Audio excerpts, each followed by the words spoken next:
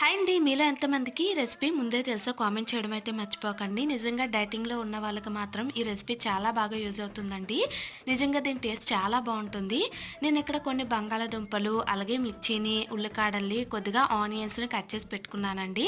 ఇప్పుడు 3 ఎగ్స్‌ని ఇలా పగలగొట్టి వేసుకొని తగినంత ఉప్పు, కారము, కొద్దిగా గరం మసాలా, ధనియాల పొడి, అల్లం వెల్లుల్లి పేస్ట్ వేసి బాగా గిలకరించి పక్కన పెట్టుకున్నాను. ఇప్పుడు ఆనియన్స్‌ని, పచ్చిమిర్చిని ఆయిల్‌లోని కొంచెం సాల్ట్ వేసి మగ్గించుకోండి. ఇలా మగ్గించుకున్న తర్వాత కట్ చేసుకున్న బంగాళాదుంపలు, ఉల్లికాడలు కూడా వేసేసి మూత పెట్టి మీడియం హీట్‌లోనే 3 నిమిషాల పాటు ఇలా కలర్ వచ్చేంత వరకు వేగించుకొని ఒక బౌల్‌లోకి తీసుకోండి. ఇప్పుడు మనం కలిపి పెట్టుకున్న ఎగ్ మిశ్రమంలో వేసుకొని మంచిగా కలిపేసి బటర్‌లోని ఇలా రెండు వైపులా టర్న్ చేసుకుంటూ వేగించుకొని తీసుకుంటే మన వేడి వేడి స్పానిష్ ఆమ్లెట్ అయితే రెడీ అయిపోయిందండి. నిజంగా చాలా బావుంటుంది. ఒక్కసారి ఈ విధంగా ట్రై చేయండి. నాలా ఇలా మాడబెట్టకుండా మంచిగా తీసుకోండి. వీడియో నచ్చితే లైక్ చేయండి.